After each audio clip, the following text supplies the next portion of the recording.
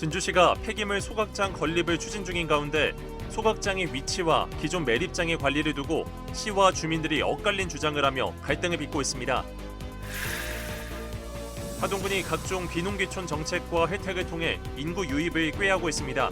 지난해에는 역대 최대 인원인 1,600여 명이 전입하기도 했는데 군이 이들의 안정적인 정착을 유도하기 위해 직접 정책 제안을 받는 자리를 마련했습니다. 장마철 빗길 교통사고가 잇따르고 있습니다. 빗길 운전은 시야 확보가 어렵고 제동거리가 길어 큰 인명사고로 이어지기 쉬운 만큼 운전자들의 경각심과 안전지침 숙지가 필수적입니다. 서부 경남이 가진 이야기들을 마당극을 비롯한 다양한 공연으로 풀어내 국내외로 알리는 극단이 있습니다. 예술 공동체 큰들의 활동을 조명해봅니다. 오는 20일 제1회 사천우주 항공컵 생활체육 전국 유도대회가 삼천포 체육관에서 개막합니다. 19일 진주 종합경기장에서 달빛 영화제와 나이트마켓이 열립니다. 주간 핫이슈 미리 만나봅니다. 시청자 여러분 안녕하십니까? SCS 뉴스인타임 시작합니다. 폐기물 관리법 시행규칙 개정으로 오는 2030년부터는 생활 폐기물 직매립이 전면 금지됩니다. 진주시에선 이에 대한 방안으로 단독 소각장 설치를 추진 중인데요. 소각장 후보지인 내동면과 인근 마을 주민들은 건강 문제와 환경 파괴 등을 우려하며 사업을 반대하고 있습니다. 보도에 하준 기자입니다. 진주시는 용역을 통해 소각장 제1후보지를 쓰레기 매립장이 있는 내동면으로 선정, 주민들을 대상으로 설득과 협조를 진행 요청 중입니다. 이런 가운데 15일 진주시 내동면 주민들은 물론 인근 사천시의 축동과 곤양, 곤명면 등 매립장과 인접한 7개 마을 주민, 사천 지역 정치인 등이 집회를 열었습니다. 이들은 기존 내동 쓰레기 매립장의 분진과 악취로 고통받고 있는 상황에서 소각장마저 들어서게 된다면 대기 오염 물질로 인한 추가 피해를 입게 될 것이라며 소각장 설치 반대 입장을 분명히 했습니다. 또 매립장에 묻어선 안 되는 재활용품과 산업 폐기물이 수차례 불법 매립됐고 침출수 누출 등 환경오염 발생을 주장, 진주시의 매립장 관리 감독 부실에 대한 책임을 물었습니다. 진주시 생활쓰레기 매립장 주변 지역 주민 110여 세대 분진과 악취로 정신적 피해는 이만저만이 아니었습니다. 이러한 사항을 고려해 본다면 지금의 진주쓰레기 매립장 주변의 소각장 설치는 절대적으로 죽음을 무릅쓰고 저희들이 반대를 해야 됩니다. 침출수가 지금 우리 사천만으로 많이 흘러나가고 있는 걸 확인했습니다. 그래서 이 부분은 사천시 의회와 우리 집행부 부서 환경사업소하고 적극 상의하고 노력해서 같은 날 진주시는 이 같은 주장들이 사실이 아니라며 반박했습니다. 먼저 소각장 위치는 입지선정위원회에서 결정하는 사항인데 일부 주민위원회 추천이 이뤄지지 않아 위원회 자체가 구성되지 못했다며 입지가 최종 확정된 건 아니라는 입장, 또 매립장 내 불법 쓰레기 반입은 일방적 주장이며 침출수의 경우 처리 과정을 낙동강유역환경청과 경남도에 투명하게 공개 중이라고 밝혔습니다. 쓰레기 소각장 입지 선정과 불법 쓰레기 매립 여부 등을 둘러싸고 지자체와 주민들이 각기 다른 주장을 하며 갈등의 골이 깊어지고 있는 상황. 주민들은 일단 소각장 설치 무산 등 요구사항이 반영될 때까지 집회를 이어나가겠다는 계획입니다. SCS 하주입니다. 하동군은 각종 귀농귀촌 정책과 혜택을 통해 인구 유입을 꾀하고 있습니다. 지난해에는 역대 최대 인원인 1,652명이 하동으로 들어오기도 했는데요. 다만 이 중 16%가량은 다시 전출을 나갔습니다. 하동군이 이를 막고 또 안정 정착을 유도하기 위해 귀농귀촌인들에게 직접 정책 제안을 받는 자리를 마련했습니다. 김상엽 기자의 보도입니다.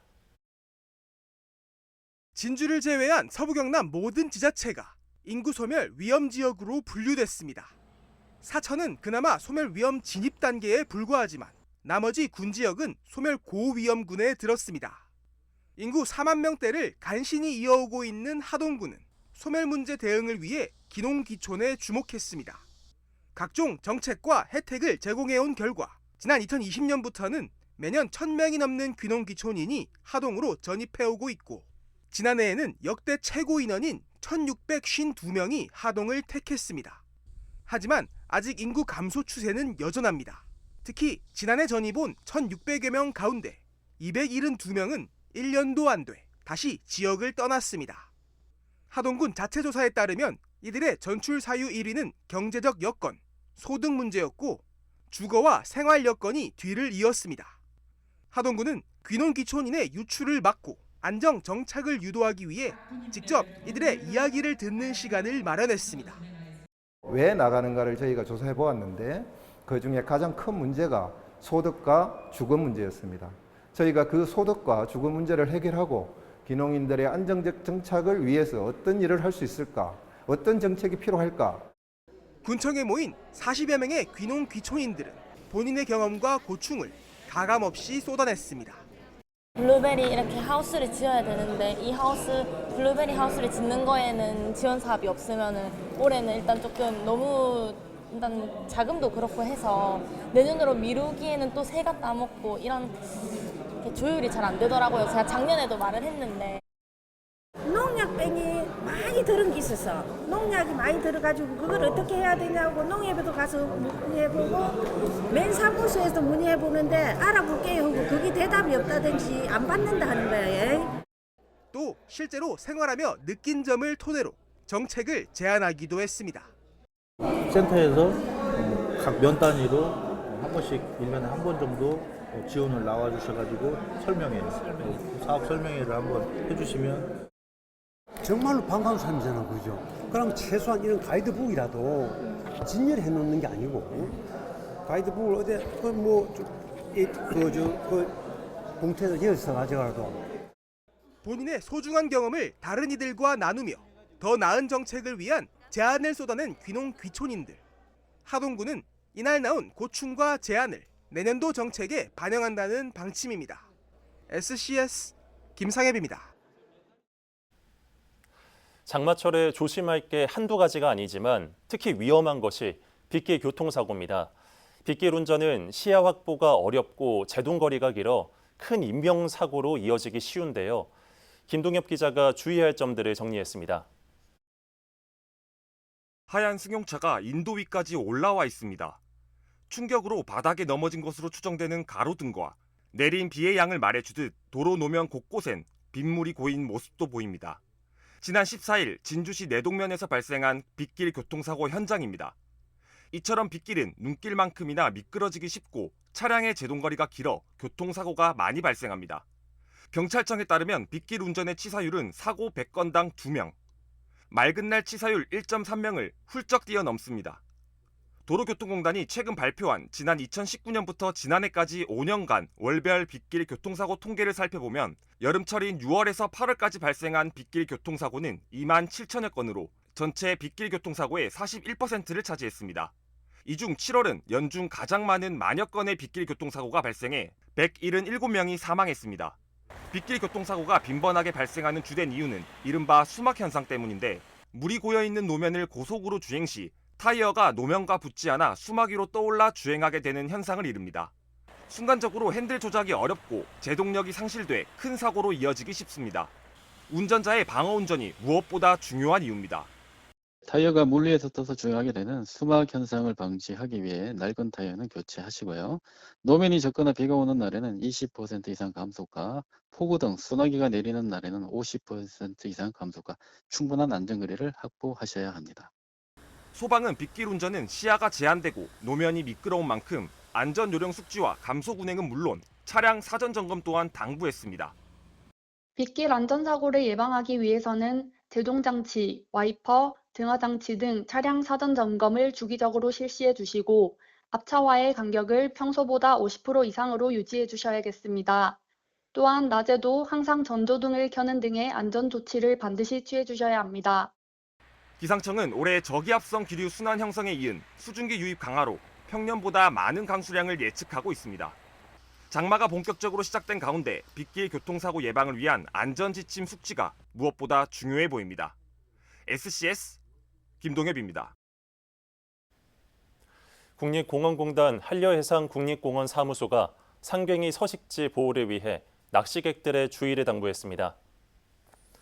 국립공원공단은 상괭이 보호를 위해 초양대교 구간은 가급적 우회할 것과 상괭이가 보이면 쫓아가지 말고 속도를 줄여 피해갈 것, 또 부상당한 상괭이나 상괭이 사체를 발견할 경우 사천 해경으로 신고해 줄 것을 당부했습니다. 한편 국립공원공단은 최근 사천 초양도에 새끼 상괭이가 어미와 함께 발견되는 등 초양도 인근이 상괭이 번식지로 확인됐다고 밝혔습니다.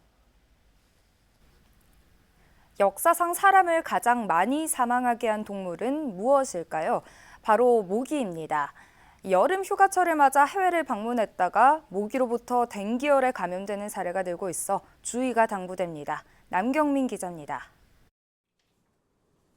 댕기 바이러스를 가진 수모기에 물려 감염되는 댕기열. 국내 환자 대부분은 열대 아열대 지방인 동남아와 중남미 등을 방문했다 감염되는 사례입니다. 감염자 7-80%는 증상이 나타나지 않지만 발현 시 두통과 근육통, 발열 등을 겪게 됩니다. 건강 상태와 댕기열 재감염 여부 등에 따라 중증으로 이어지기도 하는데 치료가 늦어질 경우 평균 5%인 치사율이 최대 20%까지 높아집니다. 댕기열은 댕기 바이러스에 감염된 매개 모기에 물려 감염되며 총 4개의 혈청형이 있는데요. 재감염 시 다른 혈청형에 감염되면 중증으로 진행되어 치사율이 높아지므로 조기에 치료하는 것이 중요합니다. 국내 댕기열 감염자 수는 코로나19 유행으로 잠시 주춤했다 일상 회복에 접어들며 다시 증가세를 보이고 있습니다. 실제 지난해 감염자 수는 206명으로 2022년에 비해 2배 증가했습니다. 지난해 경남 지역에서는 모두 9명이 감염됐는데 올해는 본격적인 여름 휴가철을 앞두고 벌써 6명이 걸린 만큼 감염자는 더 늘 것으로 전망됩니다. 방역당국은 국내엔 아직 상용화된 예방 백신과 치료제가 없어 매개 모기에 물리지 않는 것이 최선이라고 강조했습니다. 댕기열 유행국가 방문자는 모기 기피제를 수시로 사용하고 모기장과 밝은색 기노 등을 활용해 모기 물림을 방지해야 합니다. 또 귀국 시 의심 증상이 있다면 검역소에서 신속 키트 검사를 받고 입국 후 2주 내 증상 발현 시 의료기관에 해외 방문력을 알리고 진료받을 것을 당부했습니다. 해외에서 댕기열 감염 등 긴급 상황 발생 시 24시간 운영되는 외교부 영상 콜센터나 방문 지역 재해 공간에 도움을 요청하시면 됩니다. 동남아를 비롯한 해외로의 여행을 계획하게 되는 여름 휴가철. 재밌고 즐거운 여행이 되기 위해선 현지 감염병 예방 수칙 준수도 반드시 필요해 보입니다. SCS 남경민입니다. 단원 전체가 한 마을에 모여 살며 마당극을 만드는 극단이 있습니다. 35편의 마당극을 발표하고 매년 100회가 넘는 공연을 펼치며 왕성하게 활동하고 있는데요. 특히 우리 지역의 이야기를 국내외로 알리는 데 힘쓰고 있습니다. 김현준 기자의 보도입니다. 지리산 자락 아래 자리 잡은 같은 모양의 작은 건물들. 5년 전 만들어진 극단 큰들 단원들의 공동체 마을입니다. 40명 정도의 단원들이 농업으로 자급자족하며 생활과 공연, 연습을 모두 이곳에서 하고 있습니다. 마을에서 같이 살면서 작품도 만들고 공연도 하고 또 사람들이 우리 마을에 공연을 보러 찾아오기도 하는 그런 예술 마을을 만들면서 더 안정적으로 예술 활동. 이들이 발표한 마당극만 모두 35편. 이 중 10여 년 전 산청 한방 약초축제에서 첫 공연을 한 효자전은 공연 횟수만 320여 회에 달합니다. 특히 지역의 역사와 문화를 담아내는 데 공을 들이고 있습니다. 남명 조식 선생의 삶과 사상을 표현한 남명, 독립운동 당시 평사리 사람들의 일상을 묘사한 소설 토지를 각색해 만든 최참반댁 경산안내 등을 공연하고 있습니다. 저희가 대본을 쓰고 새롭게 연출한 창작 마당극들인데 그 소재를 다른 데 찾는 게 아니라 우리 지역의 이야기, 지역의 역사나 인물, 관광 자원 이런 것들을 이제 스토리텔링 해가지고 동의보감촌 등 인근 지역부터 전국의 축제, 해외까지 무대 삼아 매해 100회 넘는 공연을 펼친 지도 어느덧 40년. 이들을 물심양면 지원하는 국내외 2,300명의 후원자가 생겼습니다. 올해부터는 지난 11일 개관한 122석 규모의 첫 실내 전용 공연장, 까망극장을 활용해 이들을 지역으로 초대할 계획입니다. 전국에 있는 관객들을 오히려 산층으로 끌어모아서 놀러 오게 오는 그런 역할들을 이 공연장이 할 수 있을 것 같습니다. 국내를 넘어 해외까지 우리 지역 이야기를 알리는 것이 이들의 목표. 오는 2025년에는 일본에서 극의 절반 이상을 1어로 바꿔 오작교 아리랑을 선보일 예정입니다. SCS 김현준입니다. 2주의 핫이슈 시간입니다. 이번 주에는 어떤 행사들이 열릴까요? 7월 셋째 주 서부경남 주요 일정을 정성희 기자가 정리했습니다. 먼저 남해 소식입니다. 오는 금요일 군청에서 남해군 청사 신축 인테리어 설명회가 열립니다. 이 밖에도 목요일엔 전통시장 활성화 용역 중간 보고회와 스위스 모빌리티 선진지 견학 및 남해 발해길 3.0 추진 보고회가 진행됩니다. 다음은 사천입니다. 화요일에는 시청에서 사천시 해양레저 관광개발 기본계획 수립 용역 보고회가 개최됩니다. 오는 수요일부터 금요일까지 서부권 다목적 체육관 건립 관련 간담회가 진행되며 토요일에는 제1회 사천우주항공컵 생활체육 전국 유도대회 개막식이 삼천포 체육관에서 열릴 예정입니다. 함양군은 화요일부터 수요일까지 여의도에서 열리는 2024년 우수 산양삼 전시회에 내 농가의 산양삼을 전시합니다. 한편 금요일에는 안희 119 안전센터와 마천 산악구조대 이전 신축 부지 사용 합의서 체결식이 군청에서 진행될 예정입니다. 또 금요일부터 돌아오는 월요일까지 스포츠파크 일원에서 제1회 함양 산삼컵 유스풋볼 페스티벌이 펼쳐집니다. 이번엔 산청 소식입니다. 마당극 상설 공연 남명을 오는 금요일부터 토요일 동의보감촌 주제관에서 만나볼 수 있습니다. 목요일 산청 실내체육관에서는 오은영 박사의 힐링 토크 콘서트가 예정돼 있습니다. 하동군에선 월요일 제334회 하동군의회 임시회 제1차 본회의가 열렸었는데요. 오는 목요일 열릴 2차 본회의에서는 군정 질문과 각종 조례안을 처리한다고 합니다. 한편 금요일에는 하동 청년 야간 체육대회가 하동 실내체육관에서 진행된다고 합니다. 마지막으로 진주 소식입니다. 해가 지고 선선해지는 금요일 오후 진주종합경기장에서 달빛 영화제 앤 나이트 마켓이 열립니다. 오는 수요일 제258회 진주시의회 임시회 제1차 본회의가 목요일엔 아카데미 남명 제1기 수료식이 예정돼 있습니다. 2주의 핫이슈 정성희입니다.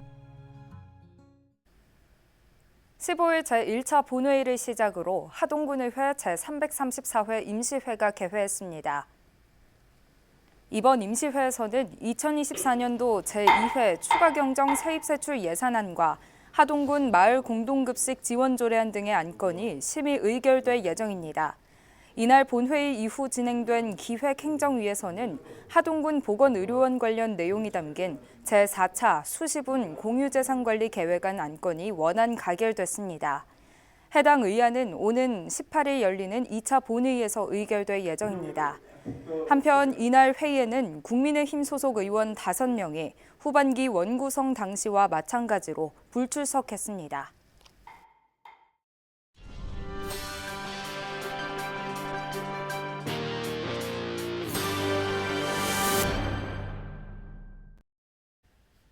진주시와 LH 노동조합이 농가소득 증대와 지역경제 활성화를 위한 농산물 소비 촉진 업무 협약을 체결했습니다. 두 기관은 진주 농특산물 소비 활성화와 농식품 산업 발전을 위해 홍보 활동과 직접 구매를 약속하고 지역 농산물 자원을 활용해 이전 기관 종사자를 위한 다양한 상품을 기획하기로 했습니다. 이들은 또 혁신도시 활성화와 정주 여건 인프라 개선 등 지역 상생 발전을 위해서도 상호 협력할 계획입니다. 진주시가 2024년 2분기 모범 시민들에게 표창을 전달했습니다. 진주시는 15일 열린 모범 시민 표창 수여식에서 심폐소생술로 시민의 생명을 구한 강미희 씨와 위급 환자를 적극적으로 구조한 김병수 씨, 주택 화재를 조기 진화한 노영규 씨에게 표창을 전했습니다. 이날 행사에서는 논계제 축제 유공 시민들을 비롯해 모두 82명이 표창을 받았습니다. 장충남 남해군수가 국회를 방문해 군 현안 사업의 원활한 추진을 위한 협조를 요청했습니다. 장 군수는 남해 여수 해저터널 건설 사업과 남해군 청사 신축 사업 등 주요 사업 현황을 설명하고 남해 경찰 수련원 신축 사업의 총 사업비 증액과 국도 3호선 4차로 확장 공사의 원활한 추진, 생활 폐기물 매립시설 조성 사업의 예산 확보를 위해 국회 차원의 협조를 요청했습니다. 또 남해군 다목적 행정지도선 신규 건조를 위한 특별교부세 10억 원을 요청했습니다. 산청군이 고향사랑 기금 사업으로 마실 가듯 영화 보고를 추진합니다. 이번 사업은 산청군 작은 영화관 활성화를 목표로 진행되며 산청초를 시작으로 올해 말까지 초중고 재학생 등 1,979명에게 영화 관람 기회를 제공할 예정입니다. 이단에는 산청초를 비롯해 신천초와 삼장초, 덕상고 등 400여 명을 지원할 계획입니다. 15일 함양군청 대회의실에서 우동기 지방시대위원회 위원장의 특별 강연이 열렸습니다. 함양군 공무원 120여 명이 참석한 이날 강연에서 우 위원장은 지방소멸 문제와 지방균형 발전 정책을 설명하고 그에 따른 지자체의 책임성을 강조했습니다. 한편 같은 날 우 위원장의 서하면 매입 임대주택과 서하다운 청년 레지던스 플랫폼 방문도 이뤄졌습니다. 진주시가 LG 구인회 회장과 GS 허만정 회장의 이름을 딴 명예도로명을 추진합니다.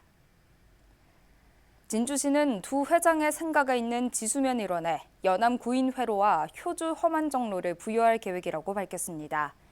연암 구인회 회장은 백산 안희재 선생의 독립운동 자금을 후원하고 연암 도서관과 연암 공대를 세워 지역 발전에 공헌한 것으로 알려졌습니다. 또 효주 허만정 회장도 독립자금을 전달하고 형평운동을 후원했을 뿐만이 아니라 진주 여고의 전신인 일신 여자고등보통학교 설립을 주도했습니다.